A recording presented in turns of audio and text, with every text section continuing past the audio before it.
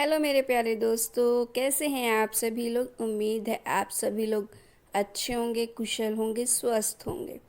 कहानी के लिए मेरे चैनल को सब्सक्राइब कीजिए। जिन्होंने सब्सक्राइब किया हुआ है उन्हें धन्यवाद। कहानी कैसी लगी प्लीज़ कमेंट बॉक्स में ज़रूर बताइएगा। कहानी को लेकर कोई भी राय या सुझाव हो वो भी कमेंट बॉक्स में ज़रूर दीजिएगा। तो शुरू करते हैं हम आज की अपनी कहानी। रविवार के दिन विनीता के घर में सुबह से ही पिता पुत्री में गर्मा गर्म बहस छिड़ी हुई थी।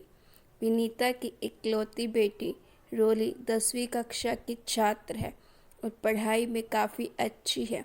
इसीलिए विनीता के पति और रोली के पिता मोहन चाहते हैं कि रोली आईआईटी की प्रवेश परीक्षा पास करके देश के किसी प्रतिष्ठित कॉलेज से इंजीनियरिंग करे। दरअसल आईआईटी से इंजीनियर बनना मोहन जी का अपना सपना था, जो वे पारिवारिक जिम्मेदारियों के बोझ तले दबकर अधूरा रह गया। अब उनकी हार्दिक इच्छा है कि रोली इंजीनियर बनकर उनका नाम रोशन करे। रविवार होने के कारण आज मोहन घर पर थे। मोहन रोली को डांटते हुए बोले, पढ़ाई कर लो बेटा, कितना कम समय रह गया है। तुम्हारी परीक्षा में 10वीं में अच्छे नंबरों से पास करोगी तभी तो किसी अच्छी कोचिंग में एडमिशन मिलेगा। रोली ने उत्तर दिया, मैं इंजीनियर नहीं बनना चाहती पापा, मुझे विज्ञान में बिल्कुल रुचि नहीं है। मुझे पायलट बनना है, आसमान में उड़ान भरनी है।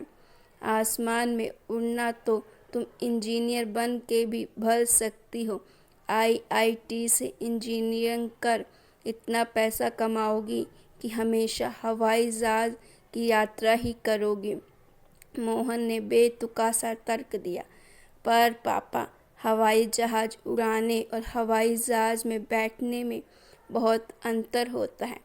रोली भी कहाँ हार मानने वाली थी। रोली जो भी बनना चाहती है या करना चाहती है उसे करने दीजिए ना। विनीता ने मेज पर नाश्ता लगाते हुए कहा, तुम तो मत ही बोलो, तुम्हें किसी बात की समझ तो है नहीं, हो तो एक घर में बैठने वाली औरत ही ना। तुम्हें तो आईआईटी का फुल फॉर्म भी नहीं पता होगा। मोहन ने हमेशा की तरह तंज कसा और अपनी प्लेट में नाश्ता निकालने लगा।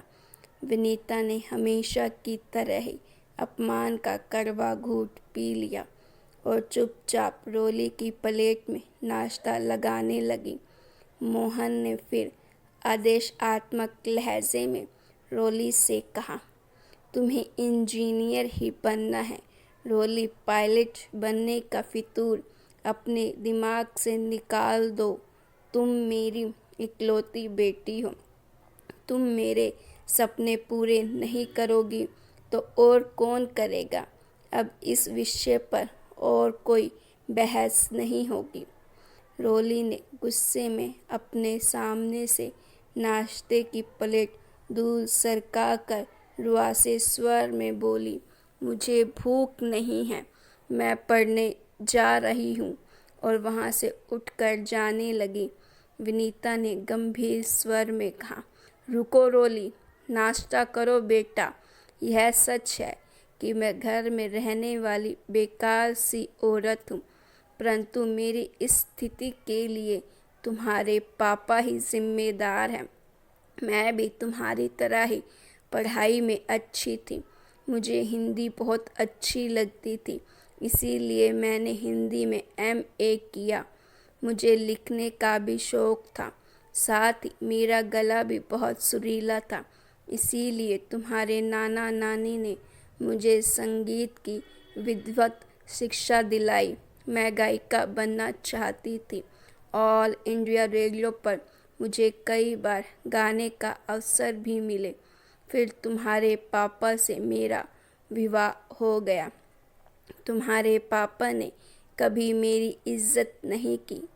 विवाह के बाद भी मुझे नज़दीक के विद्यालय में संगीत शिक्षा की नौकरी मिल रही थी, परंतु तुम्हारे पापा ने यह कहकर मना कर दिया कि उन्हें पत्नी की कमाई नहीं खानी है। उसके बाद तुम मेरी गोद में आ गई। मैं तुम्हें देखकर अपना सारा दुख भूल गई और तुम्हारी मुस्कुराहटों में अपनी खुशियाँ ढूंढने लगी।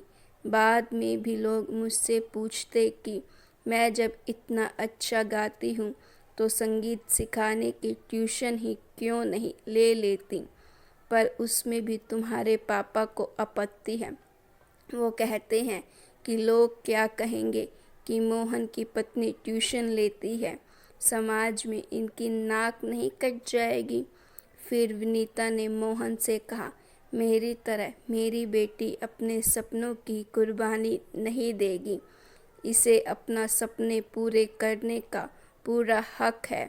रोली आपके सपने को नहीं जिएगी, वह अपना सपना पूरा करेगी और पायलट ही बनेगी, आपको चाहे पसंद हो या नहीं।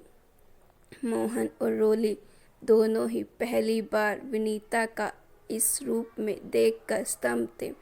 मोहन ना जाने क्यों रोली को देखकर मुस्कुरा दिया। शायद उन्हें भी रोली की खुशियाँ अधिक प्यारी थी। रोली भी झट से विनीता के गले लग गई और चहकते हुए बोली, माँ आप अपने गाने रिकॉर्ड कर यूट्यूब पर अपलोड कर दिया कीजिए सीक्रेट सुपरस्टार की तरह, और अपनी कविताएं या कहानियाँ भी हिंदी से जुड़ी विभिन्न वेबसाइट पर मैं आपको यह सब करना सिखा दूँगी। हाँ बिल्कुल, अब तुम मेरी टीचर बन जाओ, कहकर विनीता भी हंस पड़ी। आज विनीता और रोली दोनों के सपनों को ऊंची उड़ान मिल गई थी और खुशियाँ उनके दरवाजे पर दस्तक दे रही थी। तो गाइस, आपको ये स्टोरी कैसी लगी? अगर आपको ये स्टोरी अच्छी लगी तो स्टोरी को लाइक कीजिए और ऐसी स्टोरीज़ के लिए मेरे चैनल को सब्सक्राइब